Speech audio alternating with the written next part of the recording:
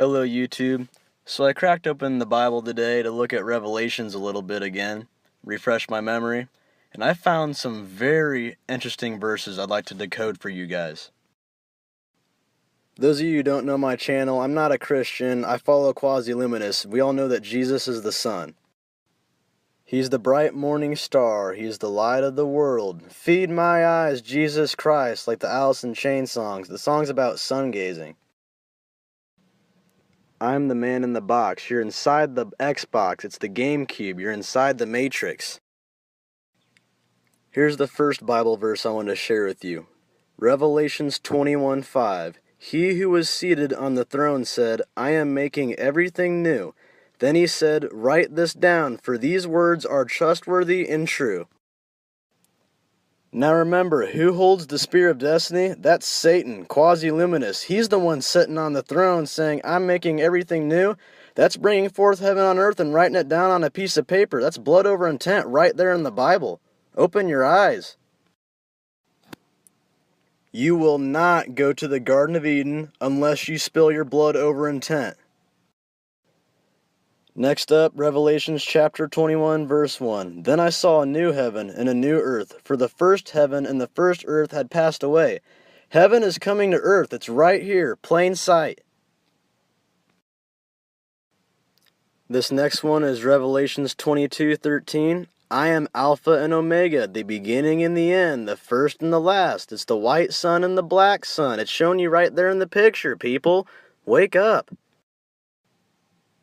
Revelations 21:2, And I, John, saw the holy city, New Jerusalem, coming down from God and out of heaven, prepared as a bride adorned for her husband.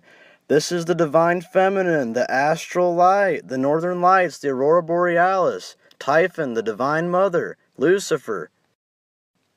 When they're talking about the New Jerusalem, they're referring to the Garden of Eden. It's plain simple. Next up is Revelations 21:10, And he carried me away in the Spirit to a great and high mountain, and showed me the holy city Jerusalem coming down out of heaven from God. This is Mount Meru, it's Northern Lights, the astral jet.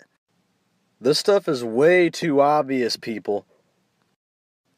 This one's probably my favorite verse from the Bible, and it's funny is I actually found this one years ago before I ever even heard of Flat Earth. As I was playing a video game called Fallout 3, and the whole story of the game was written around this Bible verse, and I'm about to explain why.